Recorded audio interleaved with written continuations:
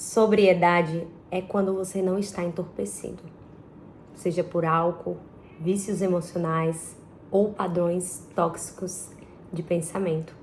É sobre se conectar com a sua essência, buscar evolução e encontrar equilíbrio em todas as áreas da sua vida. Eu Sóbria é o nome do canal e eu escolhi esse nome porque ele fala sobre o meu momento atual e sobre as pessoas que acompanham esse canal. Eu sei que vocês estão em busca de evolução, eu sei que vocês estão aqui sedentos de conhecimento, de informação, de como ter uma vida mais saudável, de como entender os próprios comportamentos físicos e mentais. Esse é o lugar. E hoje eu vou falar sobre esse tema que foi o grande ponto de partida e eu sei que todo mundo vai passar por esse lugar. Eu sei que a gente está aqui em um momento de evolução e que a gente precisa tirar algo, mesmo que pareça ser impossível, desses momentos de baixa. E talvez de baixa que a gente não sabe como é que sai. E eu já pesquisei aqui vários vídeos sobre o fundo do poço, sobre como é esse lugar. Eu lembro que eu ficava pesquisando como sair, como ganhar dinheiro, como não sei o que. Eu até hoje, né, minha gente? A gente vem para o YouTube porque o YouTube é uma gama de informação. A gente vem para cá, quem tá aqui no YouTube são pessoas realmente que estão com um nível de consciência maior, né? Que gostam de vídeos mais longos, que gostam de aprofundamentos nos assuntos, nos temas. Então esse ambiente é pra gente que quer uma nova fase, viver um novo ciclo nessa mesma vida. E aí eu separei aqui 5 pontos, 5 passos que me ajudaram a sair do fundo do poço. E como a maioria das pessoas, o meu fundo do poço foi financeiro. E quando é financeiro, a gente não acredita que a gente tem valor.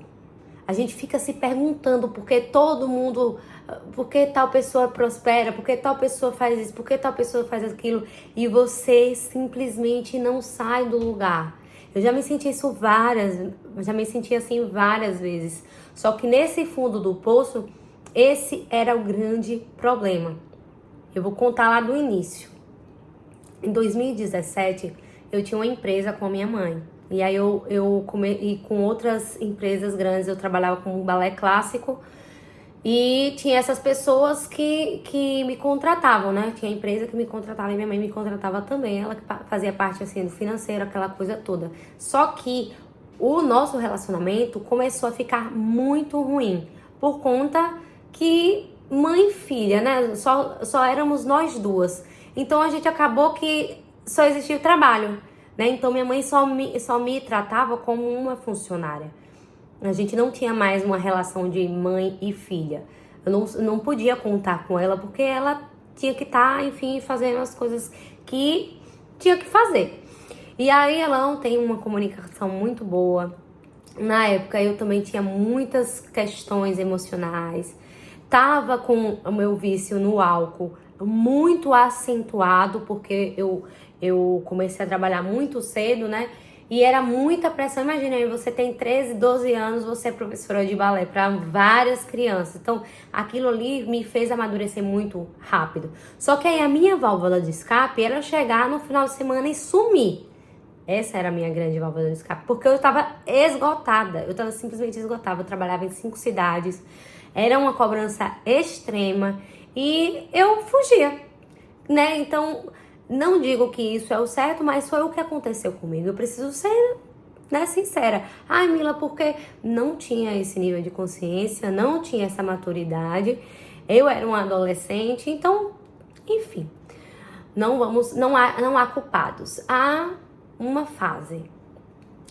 E aí eu saí dessa sociedade com minha mãe, eu comprei um apartamento. Financiei um apartamento, minha gente. Isso em 2017. A gente não tinha 5 centavos no bolso. 5 centavos. Só Deus sabe. E eu fiz isso com a lei da atração, viu? Eu imaginava eu lá já dentro do apartamento, aquela coisa toda. Aí chegou um dia que aconteceu. Minha gente, começou a responsabilidade maior bater na minha porta. Porque agora eu não tenho filhos.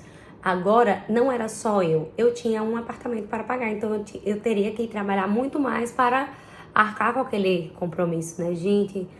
A gente começou a entrar em agiota, no banco. Até hoje eu pago o apartamento, né? Não é aqui nessa cidade, é em outra. Até hoje eu pago o apartamento. Começou todo o processo. E eu digo que se não fosse o apartamento, ó, pra você ter noção, se não fosse o apartamento, eu continuaria sendo aquela menininha mimada. Continuaria sendo aquela pessoa irresponsável, eu tenho certeza absoluta. Aquela pessoa que pegava o dinheiro todo e gastava, aquela pessoa que tinha todos os sapatos, os vestidos do mundo,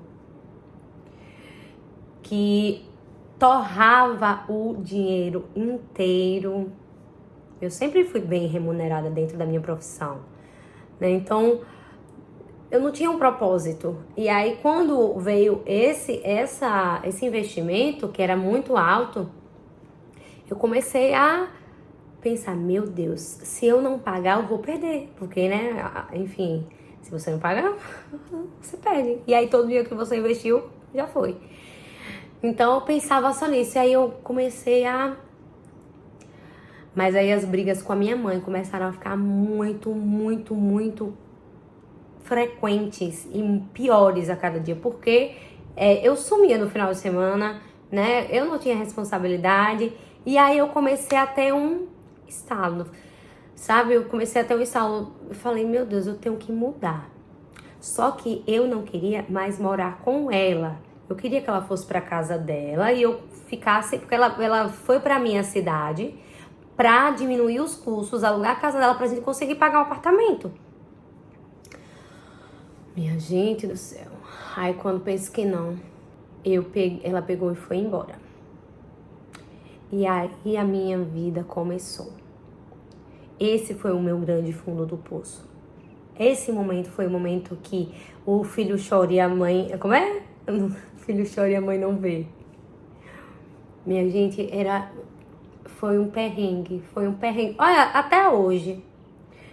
Nessa época eu não tinha dinheiro pra nada. Nada. Meus amigos nem me chamavam mais pra nada. Porque eu sempre dizia, eu não tenho. E eu trabalhava igual uma louca. Eu trabalhava demais. Mas não tinha dinheiro pra não sei o que é que acontecia. E existe uma coisa muito importante, saber que independente se você mudou, se você tá tendo novas ações, eu acredito muito na lei do retorno, né? A lei do, o eco, né? Você fez aquilo, se prepara que você vai colher.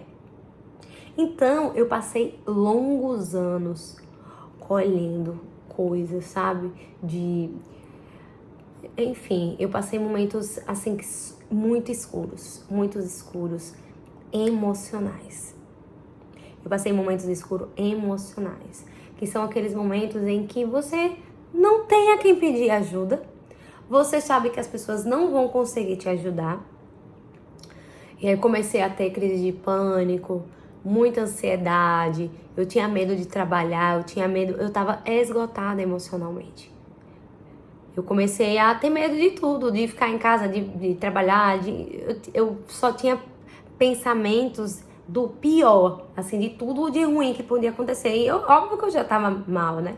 E o meu grande medo era uma depressão. Se é que isso já não era uma depressão, né? Mas eu falei, meu Deus, eu preciso me cuidar. E aí eu comecei a buscar. Eu fui para o mundo holístico, minha gente. Eu fui para terapia. Nesse meio eu tive uns relacionamentos conturbados que me desestabilizaram, porque relacionamento, ele tem esse poder, ou de colocar você lá em cima, ou de destruir total a sua vida. E você, óbvio, que tá ali compactuando com aquilo, né?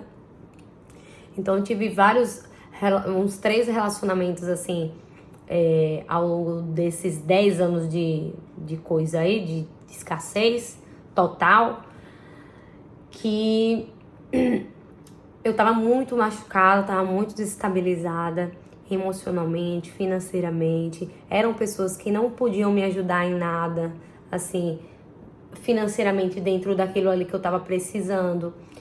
Então, foi bem desafiador. Comecei a buscar ajuda e aí eu fui pro tarô, fui pra terapia, fui pra massoterapia, fui pra massagem com pedras, fui pra yoga, fui pra não sei pra onde, olha, e eu fui buscando ajuda. Na época eu tinha um Instagram bem grande, né? E aí eu fazia permuta com esses profissionais, né? Com nutricionistas, essas pessoas assim, e aí me ajudava. Quando eu tava me reerguendo em 2019, adivinha o que foi que aconteceu? Pandemia. E aí, fazer igual a Maísa, meu mundo desabou. Aí, minha gente, aí as coisas começaram a... Meu período, assim, de mais acentuado do álcool foi na pandemia. Foi os 2 anos de pandemia. Foi, assim, devastador. E eu tinha um relacionamento em que a pessoa também, enfim, era desse meio, né? Então, foi bem complicado. Aí, passamos 2020, veio 2021. Eu terminei esse relacionamento, eu tava desperta já tava nas terapias, nas coisas, eu percebi que aquela pessoa não tinha nada a ver comigo. Falei, meu Deus, eu preciso ficar só. E aí eu fiquei 3 anos solteira, cuidando de mim e saindo desse fundo do poço, né? Saindo desse fundo do poço que parecia que nunca mais ia acabar. Cuidei de mim, busquei muita ajuda, abdiquei de muitas coisas. 2021, isso, né? 2022 foi o meu último ano de álcool. Eu já tava fazendo transições. Olha o que eu fazia. Eu passava 1 mês, e é isso que eu dou de dica, viu? Começa a dar pausas. Quando você quer se libertar de alguma coisa, vai dando pausas. Aí você sente, meu Deus, eu tô me sentindo assim. Você, né? Aí depois, mas sempre com o intuito que vai acabar aquilo. Não assim, eu vou fazer isso pra sempre. Não. Vai fazendo as pausas pra um dia você ter noção que aquilo ali tá ali machucando, aquilo ali tá me fazendo mal. E aí fui fazendo isso. Aí meus amigos já não me chamavam mais pra nada, porque eu não ia, eu preferia ficar em casa sozinha. Eu tava nessa transição porque pra mim foi muito difícil aceitar a minha própria companhia. Eu sempre fui uma pessoa rodeada de pessoas, de amigos. Eu era aquela pessoa popularzona, né? Que todo mundo me convidava para as coisas, eu tinha que estar em todas as festas, porque eu precisava sustentar essa fama de popular. Porque a popularidade nada mais é do que você estar em todos os lugares. Se você para de ir, você não é mais popular. Ponto. Abdiquei da popularidade, não saía mais. E aí, em 2023, foi que eu tomei a minha decisão. Então, eu vou falar aqui os 5 pontos que realmente me fizeram sair desse lugar de fundo do poço. Resgatar a minha autorresponsabilidade, porque às vezes a gente tem muito essa mentalidade infantil de que as pessoas fazem as coisas com a gente, mas a gente que não quer tomar nossas próprias decisões, né? Então, o primeiro ponto foi responsabilizar-se e avaliar o que realmente faz sentido. O meu primeiro passo foi parar de culpar as pessoas. Porque meu pai que me abandonou. Porque minha mãe que não sei o quê. Parei. Fui fazer os meus processos de cura dentro da minha casa. Fiz carta para pai, fiz carta para mãe, fiz carta para amigo, queimei. Tudo que você imaginar que ia me fazer sair desse lugar de vítima, né? De vítima da vida das pessoas. E aí eu comecei a me perguntar, o que é que eu tô fazendo aqui? Porque às vezes que eu só vim pra cá pra ficar me destruindo a cada dia que passa, enchendo o saco das pessoas, porque eu já tava enchendo o saco das pessoas, né? Envergonhando a família, fazendo isso, fazendo aquilo, sendo um grande peso. E aí eu comecei a me perguntar sobre isso. percebi que eu precisava tomar as rédeas da minha vida. Eu precisava me responsabilizar por tudo aquilo que eu fiz. Porque eu sempre digo, minha gente, ó, eu sempre fui uma pessoa muito honesta, muito do bem. A única pessoa que eu destruí tomando álcool foi eu mesma. Nunca bati em ninguém, nunca quebrei mesa, nunca quebrei nada. Ao contrário, eu simplesmente tomava o álcool e ia embora. Dava um trabalhinho ali pra ir embora e ia embora. A única pessoa que eu machuquei diretamente fui eu. Fui eu mesma. Então eu precisava resgatar essa pessoa. Eu precisava me libertar e começar a me cuidar de mim. Evitar reclamar para quem não pode ajudar. Se você tem um problema e você vai falar para uma pessoa que não entende que você toma, por exemplo, vamos dar um exemplo aqui do álcool. Você tem um problema com álcool, aí você vai falar para uma pessoa que nunca bebeu. A pessoa vai te entender? Para ela não faz sentido que você não consegue. Fala, não, para, porque tu ainda tá fazendo isso. Ela não vai entender. Ela não vai entender. E se você falar para uma pessoa que bebe às vezes, essa pessoa vai falar logo pra você. Pois eu bebo quando eu quero. Pois eu faço isso quando eu quero. Mas quando a gente vai pesquisar muito, já sabe que não é por isso, né? Agora, se você vier falar pra mim, que fui a pessoa que consegui sair, eu vou falar pra você, é um grande desafio. Mas você consegue. Porque eu também consegui e eu sou melhor do que você. Eu vou te dar um feedback de uma pessoa que estava lá e veio. E chegou. Por isso a minha grande frase hoje, eu falo isso todo dia no meu Instagram. A minha referência, eu me inspiro em pessoas que têm a vida que eu quero.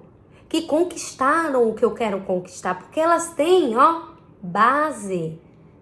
Agora você, que nunca conquistou o que eu quero, tá aí vivendo a sua vida do seu jeito, não me inspire em nada.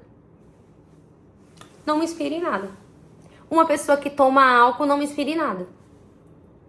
Porque foi tão desafiador sair desse lugar. Ah, mas é uma vez na semana. Não me inspire em nada. Agora uma pessoa que tá ali na busca de uma vida saudável, que se alimenta bem, que pesa seus alimentos, que escolhe seus alimentos, que cuida do próprio corpo, que vai fazer uma terapia, que vai prosperar dentro do seu mercado de trabalho. Uma pessoa que tá fazendo as coisas para evoluir, uma pessoa dessa, eu quero ser como essa pessoa. Pra mim não faz sentido nenhum você ter milhões na conta e viver com cigarro na mão e tomando todas aí, gritando, tratando as pessoas mal. Não é uma referência pra mim, essa pessoa. Uma referência para mim é uma pessoa equilibrada. Eu gosto de ver, gente, eu acho lindo uma pessoa equilibrada. Uma pessoa que tem uma postura, uma pessoa calma, uma pessoa, sabe, transparente, que não fica falando... Eu gosto de pessoas humildes, pessoas de verdade, sabe? Essas pessoas me inspiram demais. Eu fico assim, às vezes eu vejo uma pessoa dessa, né? Que é bem difícil ver uma pessoa dessa. Eu fico olhando, eu fico admirando e querendo ser como aquela pessoa. E eu penso, eu tô no caminho certo, porque essa pessoa existe. E se ela existe, eu também posso ser assim. Eu não fico invejando as pessoas, nem fico criticando as pessoas que têm o que eu não tenho. De criticar as pessoas. Ah, não consegui parar de beber. Problema é seu. Aí eu vou criticar uma pessoa que não bebe. Ai, porque essa pessoa é chata. Porque o que eu recebo, minha gente, porque eu não como mais isso, como eu não como mais várias coisas. Ai, Mila, porque tu é chata. É porque tu é isso. Não. Por que tu não me pergunta como é que eu consegui? Por que tu não pergunta uma receita que eu faço? O que mudou na minha vida quando eu tirei tal coisa? A gente tá precisando de pessoas assim. Pessoas que gostam, pessoas que se inspiram e motivam, pessoas que conseguiram chegar em lugares que as pessoas não dão nem aí, porque é muito difícil, gente.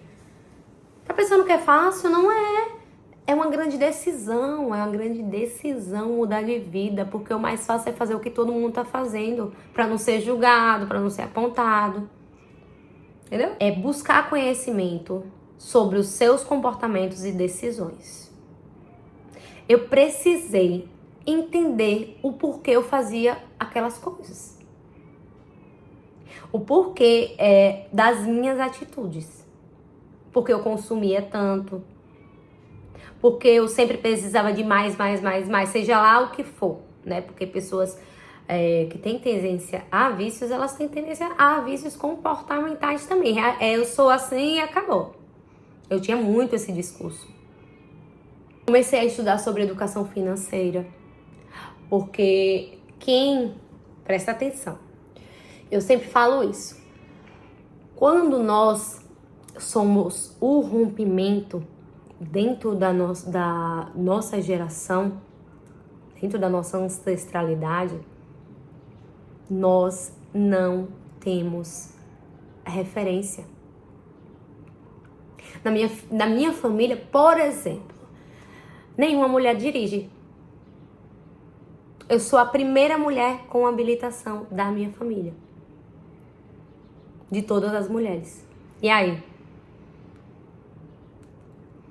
Eu sou a primeira mulher que não tem filhos. Que tem uma empresa. Que tem 20 anos no mercado em uma profissão. Eu sou a única mulher que trabalha, a única pessoa da minha família que trabalha com a internet, que vem pra cá comunicar. Eu sou a primeira pessoa que tá saindo dessa escassez financeira da minha família. E aí, como é? Não tem quem me ensine. É diferente de uma pessoa que já nasce em uma família de empresários, na família. Ao contrário dessas pessoas, a gente tem que aprender na prática, a gente tem que aprender com a experiência, com as coisas ali que vai acontecendo, as coisas dão errado, e aí você vai, as coisas vão começando a emergir, e é você que tem que tomar aquilo e resolver.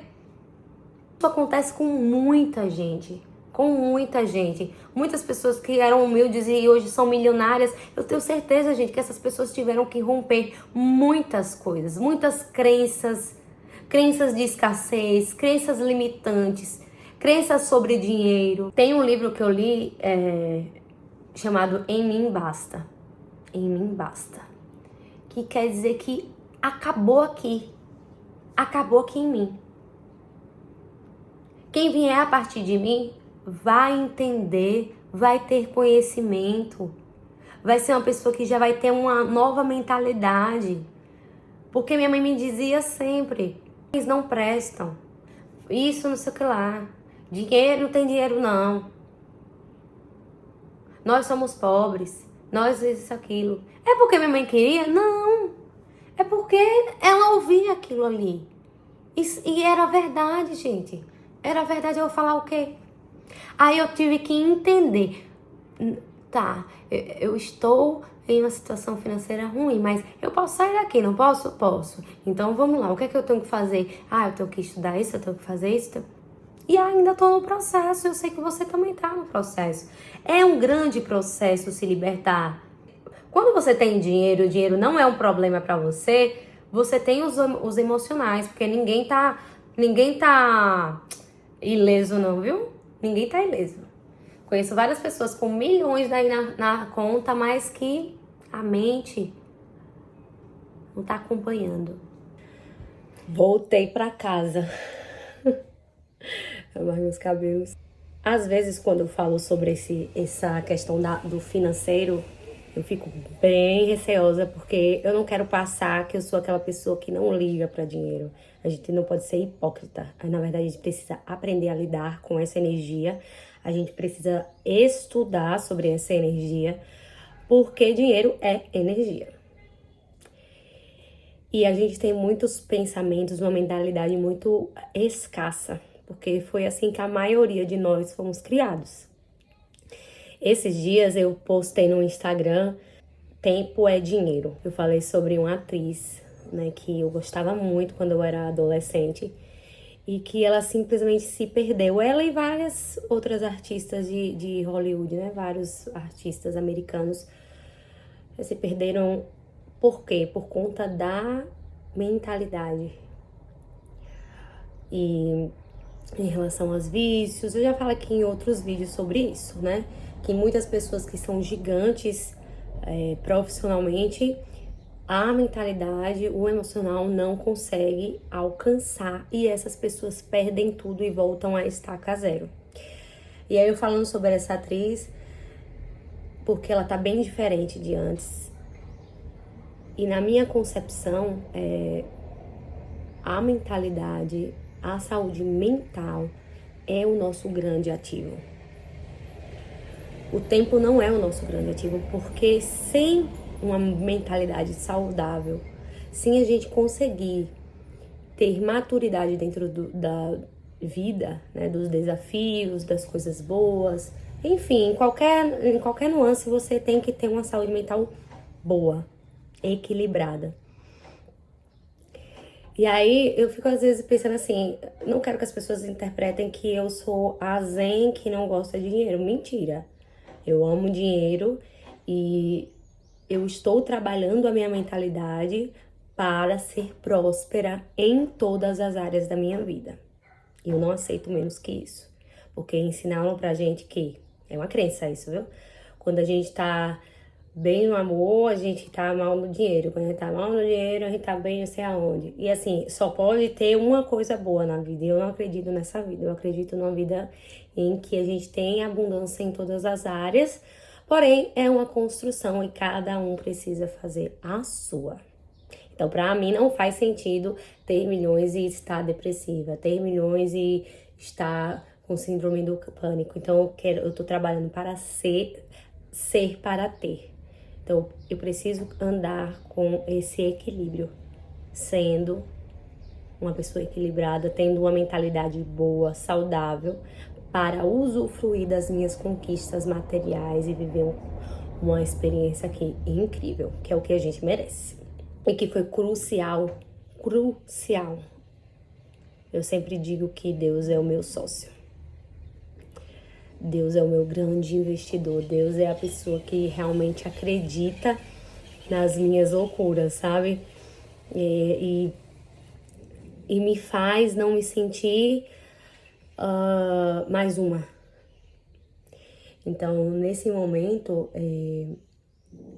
de fundo do poço, onde eu tava mergulhada em pensamentos sombrios, em um lugar realmente muito escuro, Deus sempre esteve comigo. E pelo simples fato, eu busquei. Eu falei também essa semana, falo muito, o meu perfil lá no Instagram é um perfil de balé, sabe? Mas eu tenho, porque hoje em dia eu não tenho mais outra vida. A minha vida é só essa. É minha profissão, meus objetivos, minha saúde. Então eu falo sobre isso, seja aqui ou em qualquer lugar, na rua, onde eu encontro as pessoas, é sobre isso. E por isso que eu não me coloco mais em certos lugares. Porque eles não vão entender o que eu tô falando. E não por me sentir uma pessoa superior, mas por entender que cada pessoa tá no seu processo. Ponto. Aí eu postei esses dias, né, sobre religião e espiritualidade.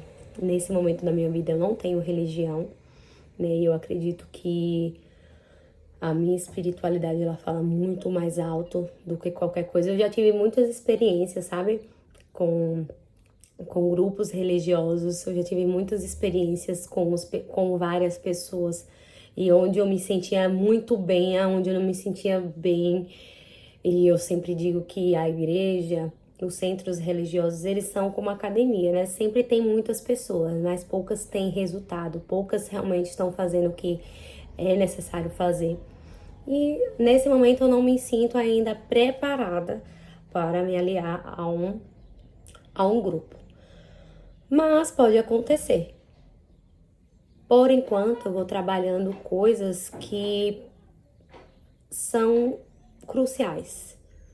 Eu venho trabalhando muito o julgamento, eu venho trabalhando muito respeitar as pessoas e as escolhas delas, respeitar claramente a vida do outro.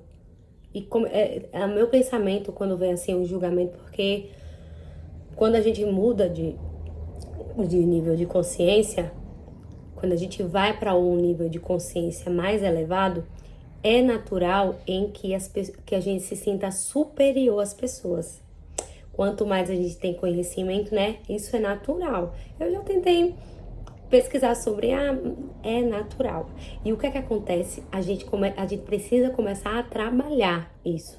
Porque para mim, não adianta conhecimento se eu não sei respeitar a ideia do outro. Eu acredito que o conhecimento ele precisa ser liberdade, não aprisionar o outro e a si mesmo. Então, pra mim, se eu tô julgando as pessoas, se eu tô me sentindo superior, se eu tô me sentindo nesse estado de sou melhor que você porque eu sei mais que você, tá tudo errado. Então, enquanto eu não conseguir ser uma pessoa equilibrada, entender que eu fiz a minha escolha e o outro tem o direito de fazer as escolhas dele e que isso não influencia nada na minha vida, ainda não estou no caminho que eu quero. E aí eu comecei esse ano um jejum de julgamento para me tornar uma pessoa mais honesta comigo e com Deus. E uma pessoa mais sensata. Porque até então, se eu ainda julgo as pessoas de uma forma que não é legal, ainda não estou no meu nível de consciência que eu quero alcançar e que eu vou alcançar. Porém, é um trabalho bem desafiador, sabe? É um trabalho de consciência, é de você estar ali, a coisa acontecer e você... Eu fico sempre... Eu uso essa frase, né? Eu fico dizendo, Deus tira de mim esse julgamento, Deus tira, eu quero ser uma pessoa boa, sabe? Deixa eu olhar para as pessoas como se elas não querem me prejudicar, né? Eu fico... Isso é difícil, gente. Quando eu tô num momento de escassez, eu fico mentalizando. Tudo que eu pago volta para mim multiplicado. O que eu coloco no mundo volta para mim em dobro. É uma consciência, né? É você estar a todo momento se policiando. E como eu disse, para quem é temente a Deus, independente de religião, o meu grande foco na minha vida é: eu não faço o mal porque as pessoas não estão vendo. Aquela frase, não vou fazer isso porque as pessoas estão vendo. Para mim não existe as pessoas não estão vendo. Deus está vendo. Deus está enxergando tudo. E Ele está monitorando as minhas ações. E isso me transforma em uma pessoa muito melhor. Porque eu não tô aqui para as pessoas acharem que eu sou boazinha, que gostarem de mim. Eu tô aqui para fazer o certo. O certo. E o certo é o certo para cada um. O certo para mim. O certo para mim. O seu certo, o que você acha que é importante, é uma questão sua. E aí você precisa agir de acordo com a sua forma de pensar, né? Começar a semear coisas diferentes. Como eu disse, tem a questão do eco, né? Do que a gente faz, a gente vai colher. Não adianta correr, não adianta chorar, não adianta... A gente vai colher. É uma lei universal. A gente queira ou não, a gente vai colher. E nem sempre é do mesmo jeito que a gente fez, né? A gente pode colher de outras formas. E eu acredito muito nisso. Quando a gente começa a plantar coisas diferentes, é muito bom. Porque os desafios, eles vêm. Mas só de saber que a gente não tá plantando a mesma coisa, Porque da mesma forma que a gente colhe aquela coisa que a gente plantou que não foi tão boa, que nos levou para lugares escuros, que nos levou ao fundo do poço, quando a gente começa a fazer boas escolhas, quando a gente começa a plantar o bem, e o bem que eu digo é não se machucar para não machucar o outro, não se colocar em lugares e comportamentos que nos machuquem, porque tudo começa na gente. Se a gente não gosta da gente, se a gente se machuca, se a gente se alimenta mal, se a gente, sabe, toma álcool, se a gente usa substâncias que realmente nos desestabilizam, nos tiram do presente,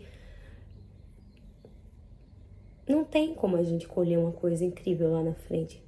Não tem. E o nosso papo aqui no Eu Sóbria é muito sobre o que nos machuca. Não é o que não faz nenhuma diferença para o outro. Porque muitas vezes as pessoas falam, mas tal coisa não me desestabiliza. Tá, mas me desestabiliza. E eu preciso entender isso. Isso me machuca, isso me desgasta, isso me coloca em um nível mental e físico destruidor. Então a gente precisa se conhecer, por isso que o autoconhecimento dentro do fundo do poço é você buscar, porque você tá aqui embaixo. Você precisa pelo menos olhar e ver o que tá mais próximo. Parar de preconceitos com as coisas. Porque quando a gente tá nesse lugar, pior não vai ficar. E a vida começa a empurrar a gente lá pra baixo, lá pra baixo, lá pra baixo. E aí, se você não tiver maturidade para entender que aquele lugar é um lugar em que ou vai destruir completamente a sua vida, e você aí só vai ficar esperando ir embora, ou você vai sair mais forte desse lugar. E parece muito clichê, mas é a grande verdade. Porque nesses momentos desafiadores é que a gente precisa colocar o nosso conhecimento em prática. Eu sempre penso isso. Não adianta eu ficar cheia de conhecimento quando as coisas estão indo bem, todo mundo fica ótimo. Quando as coisas estão indo bem, saem do nosso controle. Cadê os livros? Cadê a faculdade? Cadê o conhecimento? Cadê a saúde mental? Cadê a terapia? É nesse momento que essas coisas precisam ser colocadas em prática. E isso é um grande processo. Então essa foi a minha experiência no fundo do poço. Ai, Mila, mas a minha, eu fiz aquilo, teve isso, teve aquilo. Foi a sua. E a gente é fruto das nossas dores, né? Então, dor para mim pode ser essa. Pode ter sido pouco para você o que eu passei. Mas, diante da minha trajetória, esse foi o meu fundo. E nunca terá como eu te falar como foi. Porque eu vivi. Não tem como a gente explicar para as pessoas algumas coisas. A gente sempre faz de uma forma pincelada, porque a gente falando é como se tivesse sido um mar de rosas. Como se, ai meu Deus, saí dali, vim para esse lugar maravilhoso. E não é assim. Quando a gente tá vivenciando algo, é inexplicável. É inexplicável. Então sempre fale sobre as suas dores e sobre o seu fundo do poço, sabendo que você fala 1%. Isso aqui que eu falei foi 1%. Porque só eu sei como foi. E só você sabe como está sendo o seu momento de fundo do poço ou como foi o seu momento de fundo de poço. A gente nunca vai conseguir traduzir. A gente vai falar uma experiência, só que a gente sabe como foi. E que a gente honre esse lugar. Porque tem pessoas que nunca mais voltam para ele. E a minha meta é nunca mais voltar para esse lugar. Mas se um dia ser inteligente e gentil comigo. Muito obrigada. Eu espero que esse momento seja um momento de muito crescimento para você e que você saia daí, desse lugar gigante. Um beijo.